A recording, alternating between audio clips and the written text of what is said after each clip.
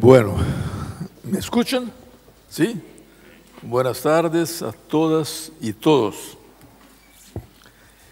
No voy a hablarles en catalán, ni en español. Voy a hablarles en portuñol. Espero que me entiendan. Bueno, yo me siento de hecho muy pequeño frente a la responsabilidad que me han dado de hacer una ponencia inicial acá, en ese seminario, sobre esas cosas con las cuales todos nosotros soñamos. Un mundo diferente de esto en que vivimos, el otro mundo posible, la biocivilización, una civilización de la convivialidad, el buen vivir. Yo personalmente soy más que todo un operador. Busco caminos para la realización de perspectivas abiertas por la reflexión de los otros. Así, yo he participado, junto con Cândido, del grupo de personas que han inventado el Foro Social Mundial, pero operador, con la afirmación de que otro mundo es posible. El título de mi ponencia hoy habla del desafío de la construcción de este otro mundo, o sea, cómo construirlo. Refleja, por lo tanto, mi condición de operador. Cuando he dicho a Sandra cuál sería el título de mi ponencia, ella propuso inmediatamente que agregara la palabra ahora. Como ella ha dicho, cada vez más el tiempo se hace más corto. Y más, dijo, ¿cuándo va a empezar que la mayoría de la gente empieza a moverse? Bueno, evidente que he dado mi acuerdo a su propuesta. Pero digo, tendría la intención de trabajar más la cuestión de los obstáculos a la construcción del otro mundo, que veo hoy como muy grandes. Entonces, vale también la hora, palabra hora. Una vez que es cierto lo que ella ha dicho, falta mucha conciencia. Bien, todos nosotros ya sabemos cómo serían las sociedades que queremos, fundamentalmente centradas en la vida y no en la muerte. Hombres y mujeres solidarios unos con los otros, en condiciones de equidad y respecto de sus diferencias y su diversidad, integrados profundamente a la naturaleza a la que todos nosotros pertenecemos.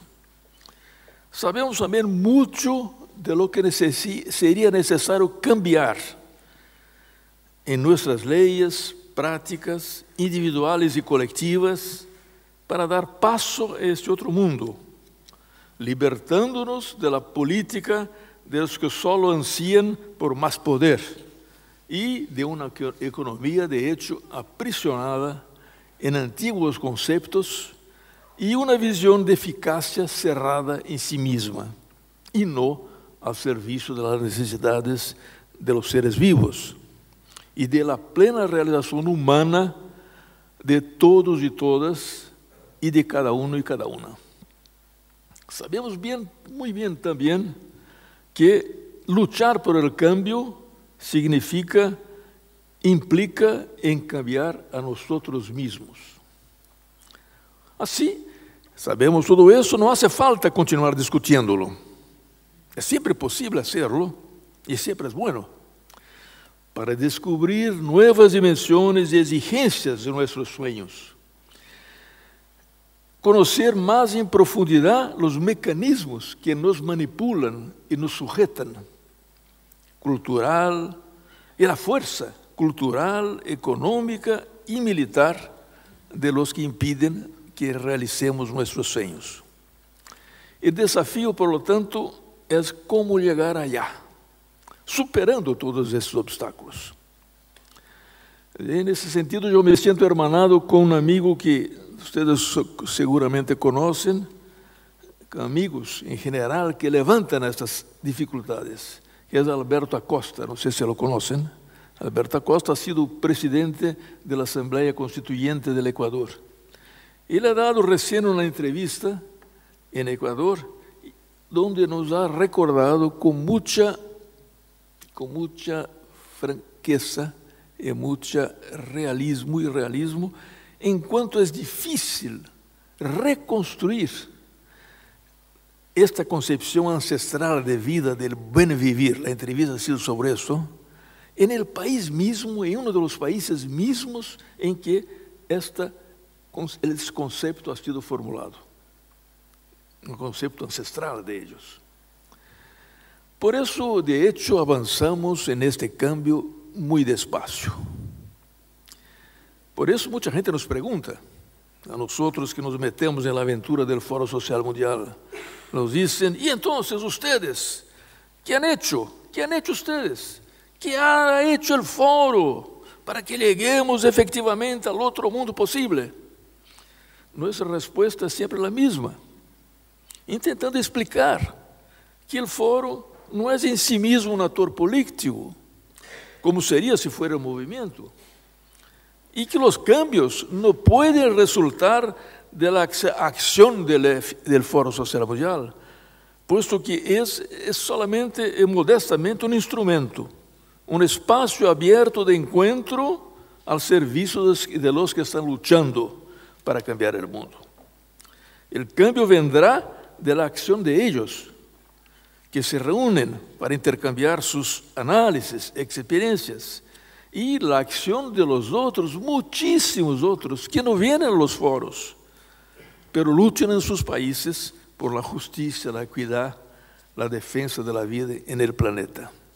El foro es solamente un facilitador de discusiones sobre lo que queremos y sobre los caminos para llegar allá. Pero aún así, vienen las preguntas: ¿qué pasa entonces que no se avanza? Con tantos encuentros regionales, mundiales, etcétera, etcétera, a lo largo, en el caso del foro, de más de 12 años, ¿por qué no se llega a resultados suficientes para que se sienta al menos que algo está efectivamente mudando, cambiando? Quizás incluso por el contrario, lo que se siente en muchas cosas.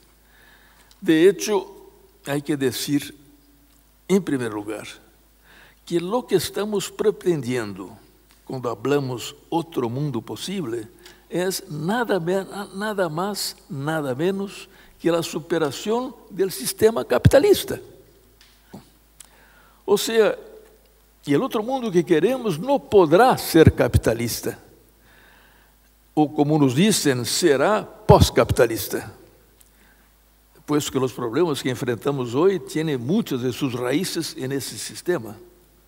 Pero aún no sabemos ni mismo cómo podrá ser llamado, a falta de un mejor contenido para la palabra socialismo. Después de todo lo que ha pasado con el socialismo real en la Unión Soviética, de lo que pasa actualmente con el socialismo de mercado, como los chinos lo llaman, o entonces como otros lo llaman, capitalismo socialismo, capitalismo de Estado.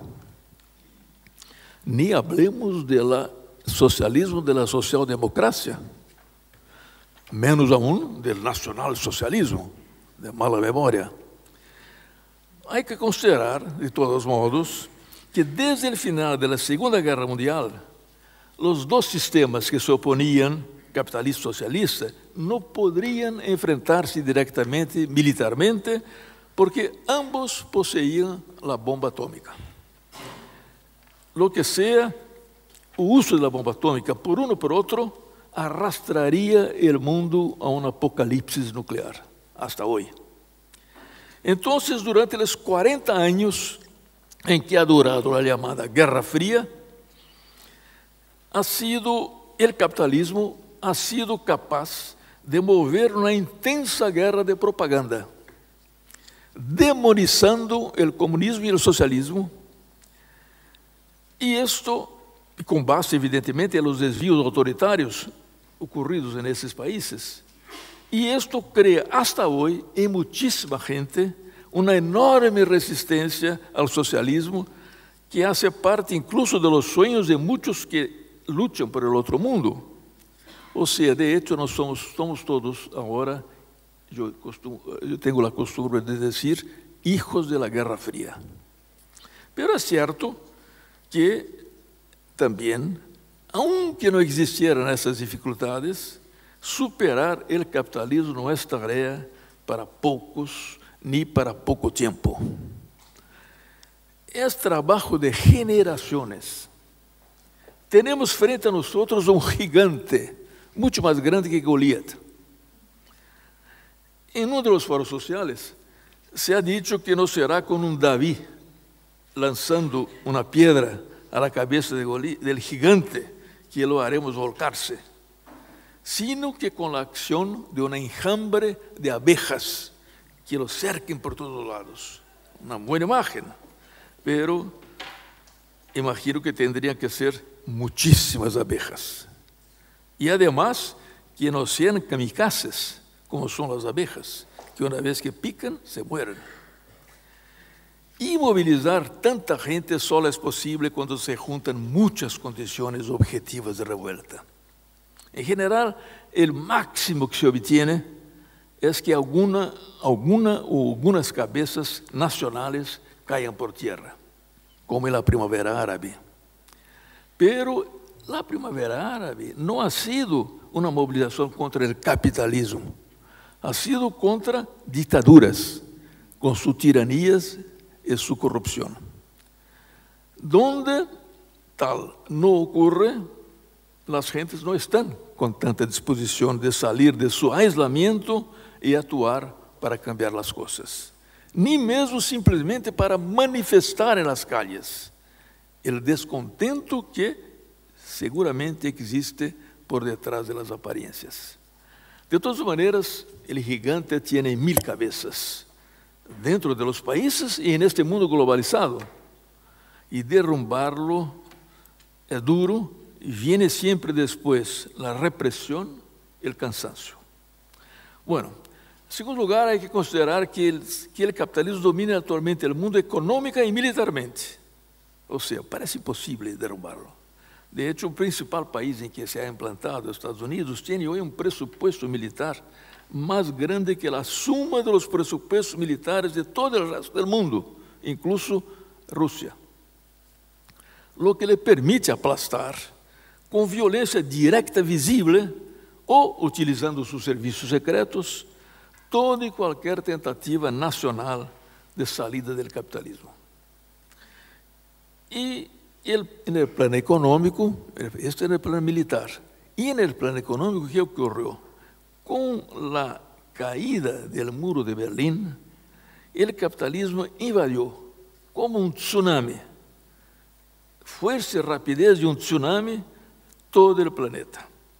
El mundo hoy es una sola plaza de producción para que las empresas produzcan donde el costo sea menor y una sola plaza de consumo para que vendan donde existan consumidores con poder adquisitivo.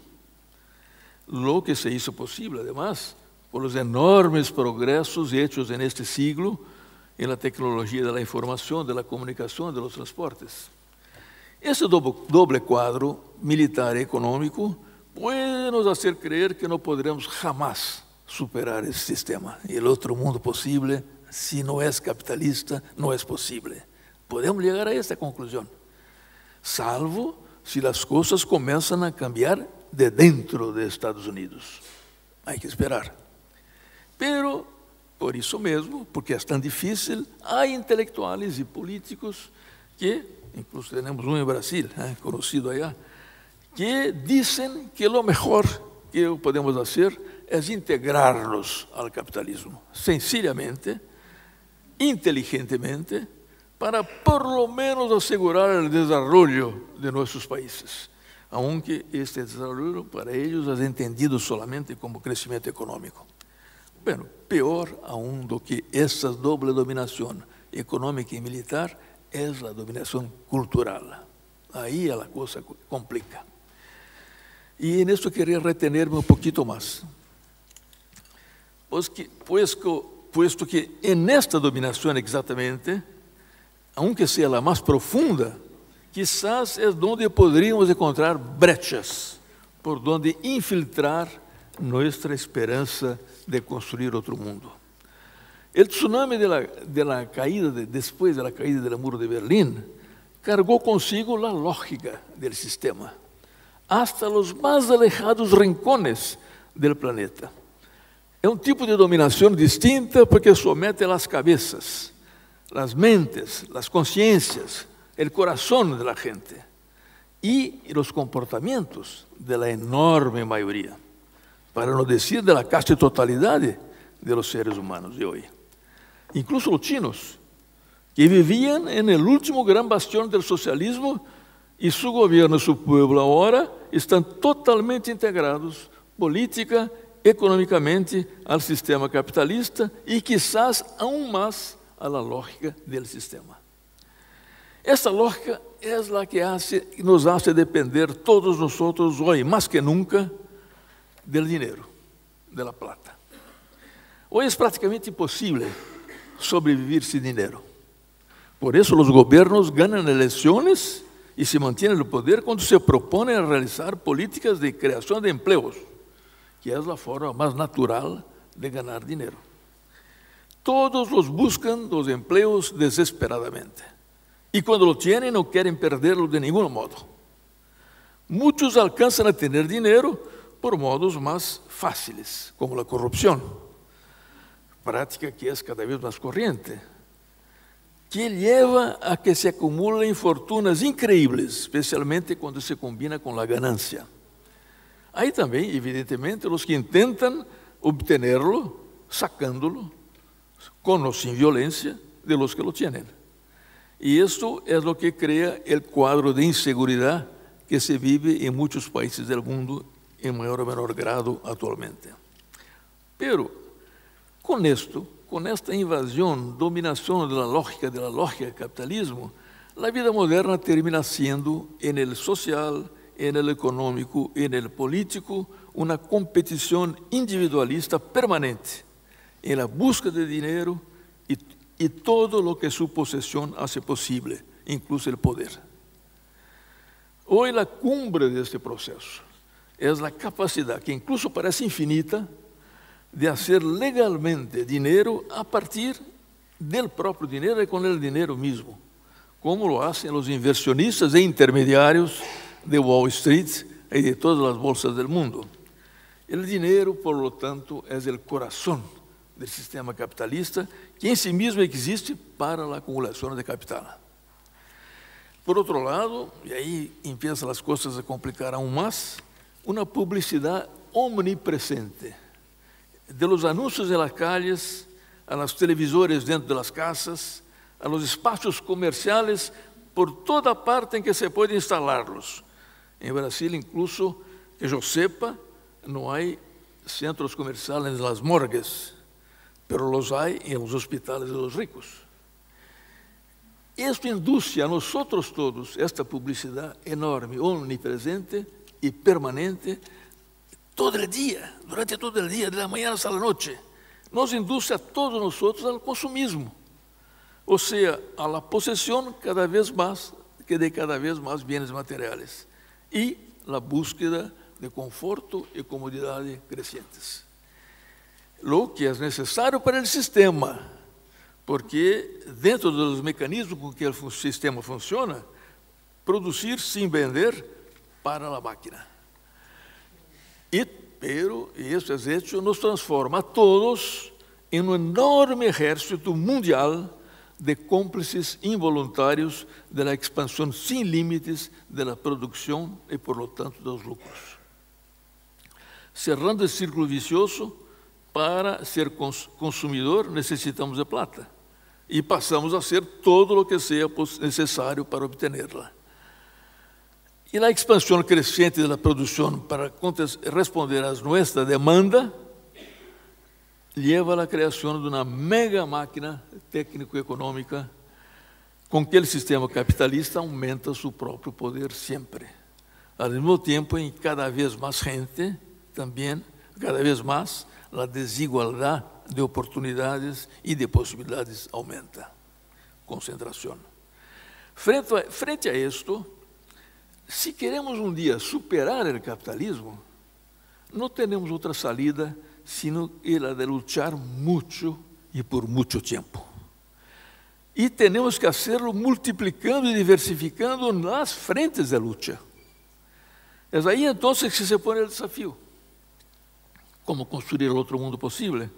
Temos que revisar nossas estratégias, inventar novas formas de ação, puesto que as que estamos utilizando não nos fazem avançar, ou avançamos demasiadamente despacio e o tempo se hace corto, me dijo Sandra.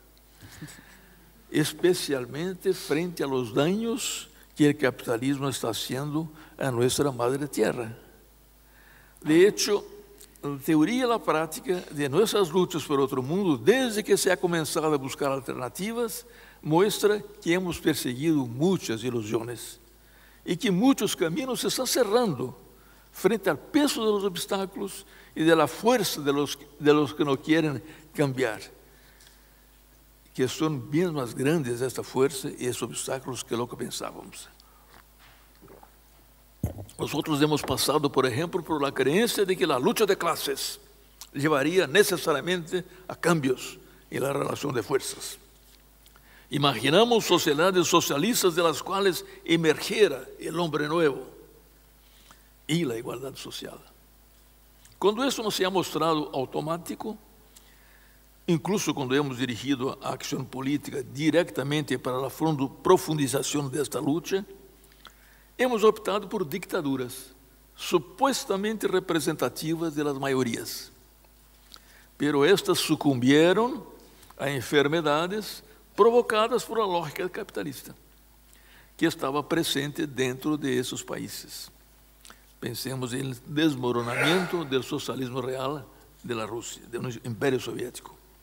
Outras tentaram imponer cambios culturais, mirando um mundo novo, sem, entretanto, resultados positivos e, de hecho, com altos custos sociais.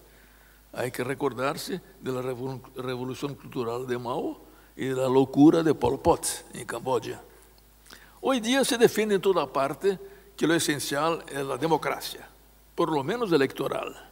Regímenes democráticos garantizariam uma melhor representatividade dos diferentes interesses sociais, proporcionalmente a sua presença na sociedade, e permitiriam elegir dirigentes comprometidos com os sonhos de cambio, que são os sonhos da maioria. E a democracia representativa está hoje em plena crise de credibilidade, por incapacidade de resolver os problemas, contaminada que está também por la lógica capitalista. Termina por poner-se ao serviço das empresas que la financiam e não de los pueblos. Por sua vez, isso há que considerar claramente. Muitos governos elegidos por maiorias, manipulados ou não, cambiam de sua posição política muito pronto, por temor de seu derrocamento por as forças que enfrentam ou simplesmente de perder o poder nas próximas eleições. São prisioneiros da economia capitalista e dos mecanismos perversos do exercício do poder. Passam então a buscar o puro crescimento do produto nacional bruto de los países, supuestamente para ter mais recursos a destinar a objetivos sociais. Para isto, hacen alianças, fuertes alianças com as empresas, de las nacionales a las multinacionales, com sua voracidade insaciável de lucros. Por outro lado, isto cria uma das dificuldades mais grandes que enfrentamos. Eles dispõem, nesses governos, de uma enorme quantidade de funcionários que podem ser profissionalmente mobilizados a cada momento para alienar espaços de comunicação e ação política. Además, dispõem de exércitos e polícias para controlar, reprimir, alejar ou mesmo eliminar opositores. Determinam também, de hecho, qual informação deve ser disseminada por os médios de comunicação de massa, em geral, que dependem de contratos governamentais. y al mismo tiempo cercenan jueces y parlamentos, que no llegan a disponer de una real independencia política, así como lo hacen con las demás instituciones de la democracia. O sea, el poder de los gobiernos es muy grande y aumenta aún más cuando cooptados por empresas capitalistas, a ellas se asocian incluso para ayudarlas a crecer. Vemos por veces presidentes da República que se van a outros países com um séquito de empresários, porque o que querem é abrir mercados para as empresas de seus países. E todo este sirve ampliamente para o que Chomsky ha chamado a fabricação de consensos. Este poder de Estado termina sendo hoje desproporcionalmente muito mais grande que o de las demás instituições do país. Las asociaciones de la sociedad civil, los movimientos sociales, los partidos, las organizaciones religiosas, los sindicatos, que quieran controlar su poder, criticarlo, proponer otras políticas públicas, defender derechos. Y el resultado es que los que reaccionan a sus políticas son, criminalizados o no, prácticamente aplastados por auténticos rodillos compresores. Aunque se deje que sus gritos sean mínimamente oídos, para que no sea dañada la imagen democrática del país. Pero todos acá creo que conocen, por ejemplo, algunas experiencias brasileñas, de la construcción del barraje de Belo Monte, de la liberación de los transgénicos, la construcción de otras hidroeléctricas, la opción por el agronegocio de exportación en lugar de la reforma agraria. Eu estou personalmente vivendo agora uma experiência muito especial, uma forte experiência de enfrentamento de rodilhos compressores deste tipo. Me meti, desde que Fukushima passou, na luta contra o uso da energia elétrica em nossa matriz energética brasileira. A indústria nuclear, por força de seus orígenes militares, domina hace muchos años nuestros gobiernos. Cierra todas las puertas a una participación en las decisiones y mantiene opaca toda información al respecto.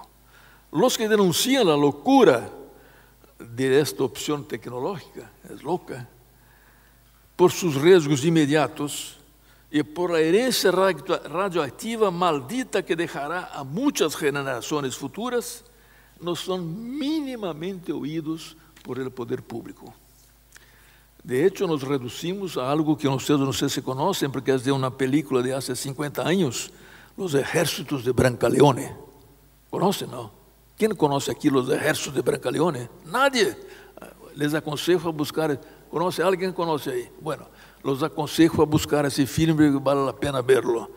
Nosotros que luchamos en Brasil contra la energía atómica, somos ejércitos de Brancaleones, grupos de personas que dan tiritos para el alto para llamar la atención, tentando llamar la atención de las gentes para lo que pasa en Fukushima, ahora, cuando eso se ofrece, para lo que continúa pasando en Fukushima, tentando despertar a algunos más, entre tantos que duermen en su santa desinformación. Y mientras tanto, la nave va. Para decir el poder de la máquina, cuando aplasta, es lo que pasa en Japón actualmente, después de Fukushima. Ustedes saben que el gobierno de allá decidió reempezar a hacer funcionar sus usinas. Y nada más, nada menos que 80% de los japoneses son contra. Trator, pasa por arriba y sigue adelante. Todas essas experiências deixam cada vez mais claro para mim que a cara del monstro que temos que enfrentar em cada país se queremos superar o capitalismo é, de um lado, a sujeção das gentes a sua lógica del monstro e, de outro, o poderio da máquina que, em definitiva, nos impõe este sistema. Todos os atores políticos que visem o cambio têm a obrigação, em los dias de hoje, de revisar suas estratégias, buscando nuevos caminos de actuación, a partir de la identificación de cuáles son los obstáculos a que mucho más gente, como se hace necesario, despierte. En este tipo de reflexión no podremos tener miedo de hablar de los errores que hemos cometido. Así como no podremos desconsiderar la capacidad del sistema que queremos superar de siempre adaptarse para sobrevivir. De hecho, los que lo conducen pueden llegar, quizás, uno otro, a preocuparse un poco con los problemas que crían, por ejemplo, con la persistencia de la miseria en el mundo, o impresionarse con las perspectivas climáticas, como ocurrió en el último encuentro de dueños del mundo en Davos. Pero, para defenderse de nuestras tácticas, buscan siempre manipularlas y las incorporar a su propio arsenal. El ejemplo paradigmático de esto es lo de la economía verde, bastante significativo. Mientras tanto, continúan a caminar ellos como sonámbulos hacia el abismo. Bueno, lo que nosotros mismos estamos haciendo nos lleva por veces, sin embargo, a constataciones poco entusiasmantes. Y ahí en mi texto, que ustedes van a tener a la disposición, ¿cierto? No sé, algún día. ¿Eh? Sí. Ustedes van a encontrar una serie, yo hice, creo que 10 o 12 tipos de acción y sus límites, tentando analizar un poco sus límites. Por ejemplo, hay los que creen que lo que hay que hacer es convencer los que toman decisiones. En general, son servidos por la frustración. Y no todos se han dado cuenta de que los dirigentes políticos solo escuchan la sociedad bajo su presión. Otros, los que piensan, por ejemplo, en hacer lobbies en los centros de decisión. Por ejemplo, en Bruselas, montones de lobbies allá para direccionar las directivas europeas. La relación costo-beneficio de esta lucha les es extremadamente deficitaria. Y a menos de las empresas. Las empresas tienen funcionarios, muchos pagados para permanecer ahí permanentemente. Esperar a que este Papa, ¿no?, podría ser un solemne llamamiento por la responsabilidad de gobiernos y sociedades frente a los riesgos, por ejemplo, del calentamiento climático. ¿Por qué no? Que es provocado por la lógica capitalista. Cierto, los oídos de los gobernantes son sordos a apelos éticos.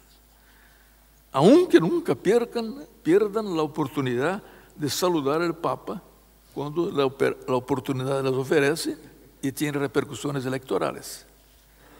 Hay los que organizan muchos protestos en las cúpulas, G8, G20, lo que sea, cúpulas alternativas paralelas. En esos momentos, por veces, escuchamos discursos muy interesantes. No sé si ustedes han visto el discurso de Pepe Mujica en la última Rio+20. Si no lo escucharon, basta. Yo voy a dar en el papelito donde buscar, en el YouTube. Este discurso es maravilloso. Entonces, por lo menos esto podemos. Pero nosotros mismos, en nuestras cúpulas paralelas, corremos el riesgo de transformarnos en eventos folclóricos.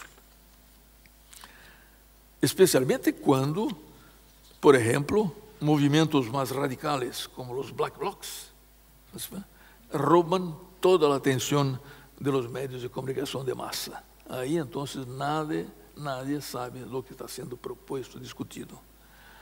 Por veces llegamos a paralizar organismos internacionales como la OMC en Seattle. Pero los gobiernos de las empresas, frente a esto, la OMC está paralizada. ¿Qué hacen ellos? Crean ahora el acuerdo comercial transatlántico. Son luchas estas en que es increíble este acuerdo, que en este campo se cuentan las victorias en los dedos, como las de los tiempos del AMI, Acuerdo Multilateral de Inversión, los tiempos en América Latina del ALCA, y hay mucha gente que espera todavía que la próxima conferencia climática de París se consiga algo. Hay los que piensan todavía, que ustedes en Colombia tienen lá un ejemplo duro de esto, ¿no? Que el camino es derrumbar el gigante por la fuerza, por las armas. Se olvidan que incluso ahora han inventado una cosa llamada drone. Y terminan por empezar guerras interminables, 50 años en Colombia. Guerras interminables que son muy buenas para los fabricantes de armas. Partido, organizarse en partido, conquistar pacíficamente el poder y cambiar las cosas desde arriba. ¿Sería este un camino? O ceder a la tentación de pequeños golpes de Estado para después hacer el plan de pueblo cuando llegar allá. El gigante es capaz de absorber en sus entrañas estos cuerpos extraños que han entrado en su territorio y es capaz de adaptarlos a su lógica. Sin hablar de cómo la dinámica competitiva, que es esencial a la lógica capitalista, dificulta la unión entre los partidos, lo que les daría más fuerza.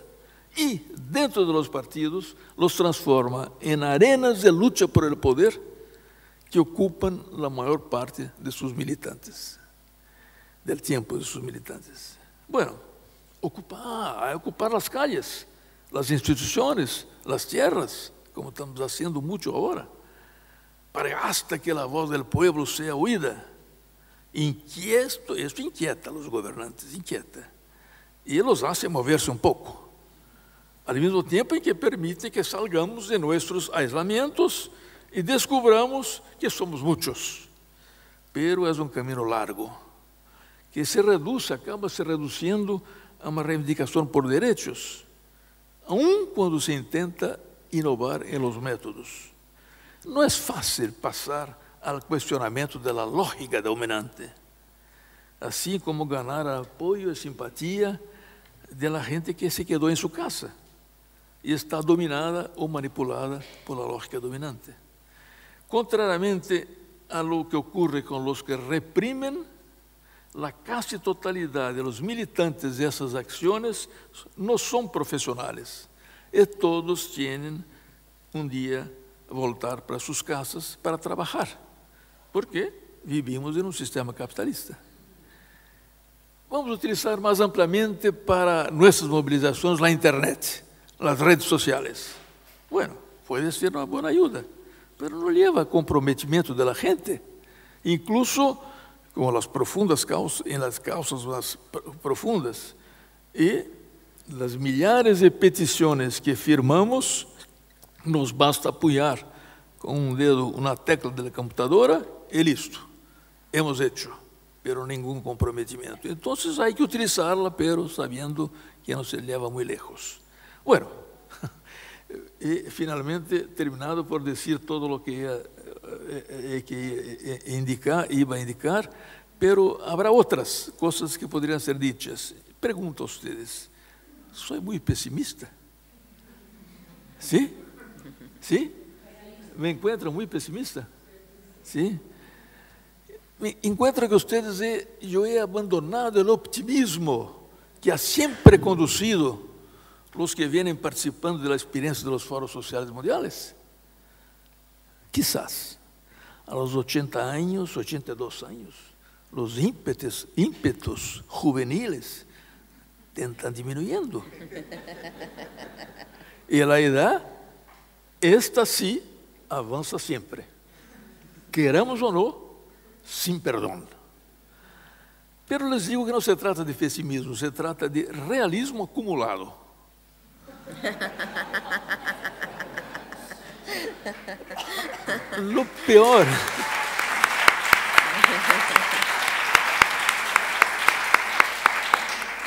Lo peor que se puede hacer en la acción política es engañarnos a nosotros mismos. Es lo peor.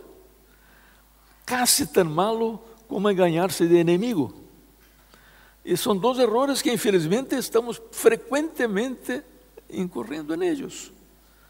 El realismo puede ser duro, pero no mata la esperanza, que es una fuerza, la fuerza que conduce al ser humano, que é invisível como a radioatividade, pero nunca desaparecerá. Seminários como estes, há que fazê-los. Estamos participando neles para que continuemos a reflexionar, para que mais gente seja informada de lo que passa e sobre o que se pensa para cambiar lo que passa. Há que continuar também multiplicando foros sociais. Há tantos países em que são mensagens de esperança, nem mesmo ha chegado. Há que continuar a criar esse espaço de intercâmbio de saberes e experiências, identificação de convergências, aprendizagem de uma nova cultura política que, por seu caráter horizontal, nega a lógica jerárquica do capitalismo, substitui a competição por la cooperação e a luta política e respeita a diversidade. Isso há que continuar multiplicando. Há que continuar a utilizá-los como instrumento para que nos juntemos mais e juntemos muito mais gente, que aumentemos a articulação entre nós. Eu mesmo estou agora mesmo participando de um fórum social, participando da organização, da promoção de um fórum social temático em Brasília, em agosto próximo, que vai tentar propõe que contestemos a pergunta: energia, para quê? Para quienes? Como?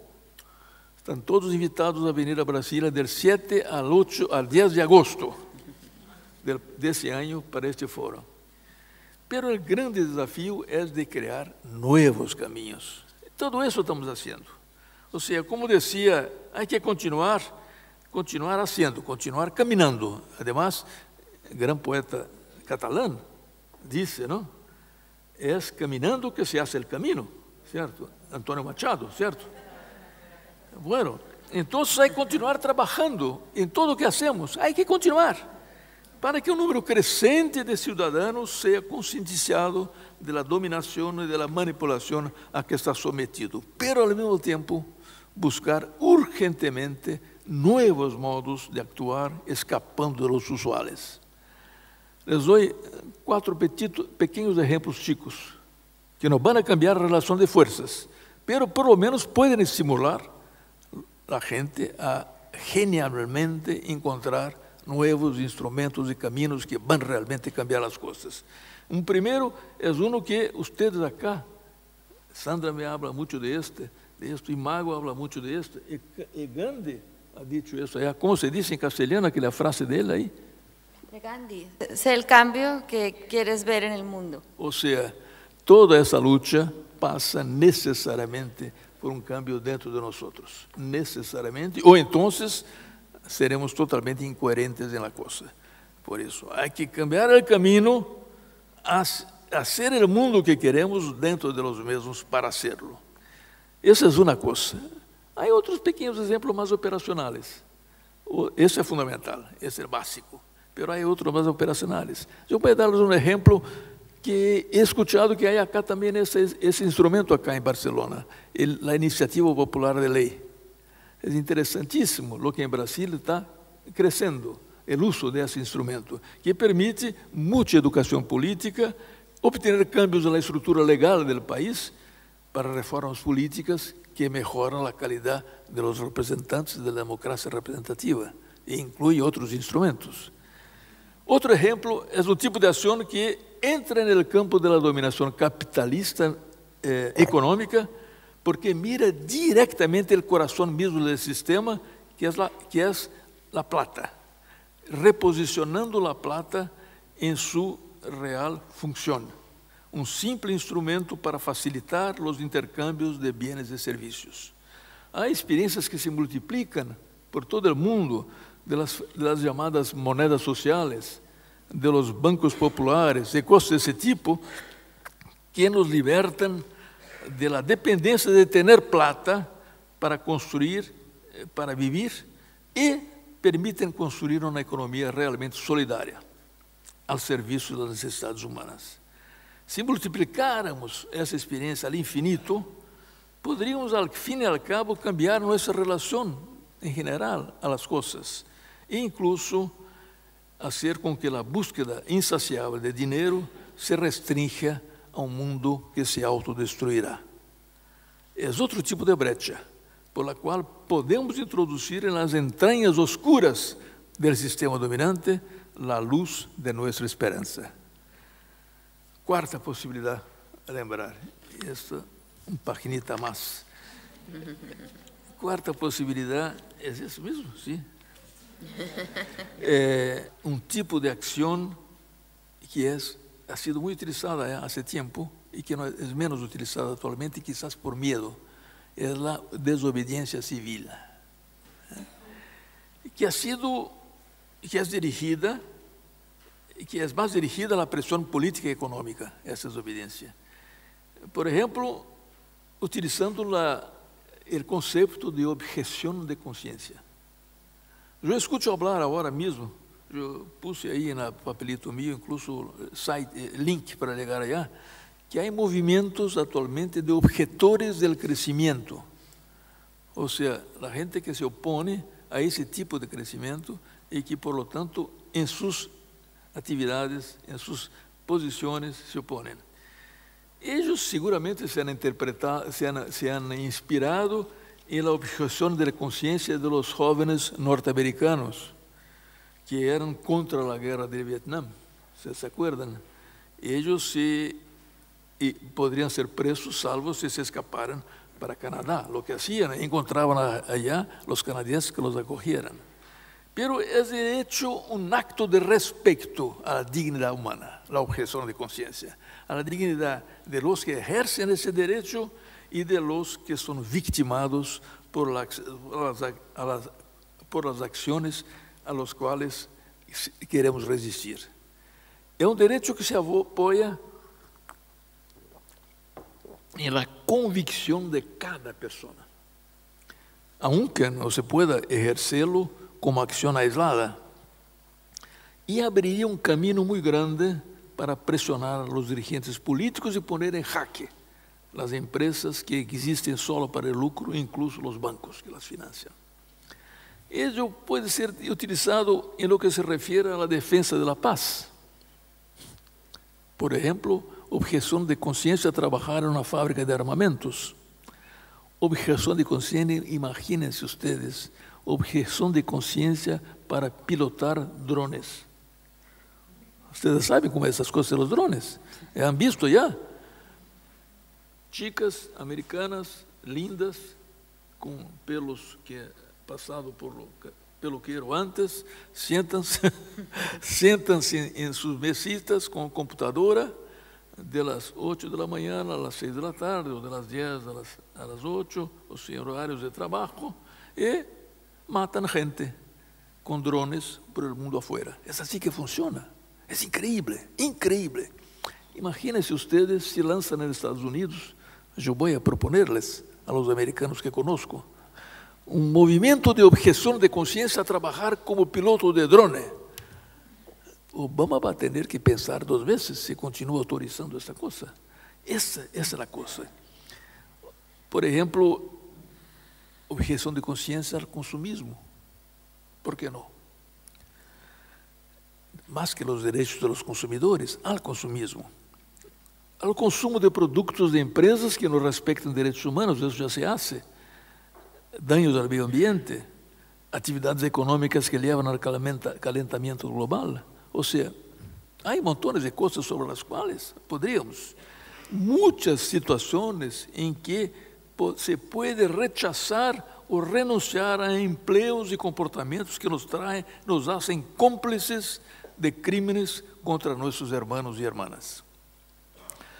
Evidente que este tipo de acción exige un amplio trabajo de formación y motivación, que abriría en sí mismo un largo abanico de temas de discusión con las comunidades. Habría que conquistar el derecho mismo de objeción de conciencia. Parece que eso ya existe en algunas áreas, el periodismo, los médicos, los jueces. Exige también mucho coraje de parte de los objetores. Implica necesariamente en contar con la solidaridad de los que piensan como ellos. Y eso reforzaría los lazos entre los que luchan por el otro mundo. Bueno, Si fuera posible multiplicar esto, una progresiva multiplicación de testimonios fundamentados, hechos ampliamente públicos y discutidos, puede ayudar a construir la conciencia colectiva contra la lógica inhumana que domina hoy el mundo. El voto por elecciones es un poder político enorme. La gente no tiene suficiente conciencia de esto. Si pudiéramos ejercerlo en plena conciencia. Pero el poder social, económico y cultural de los 99% de los habitantes del mundo,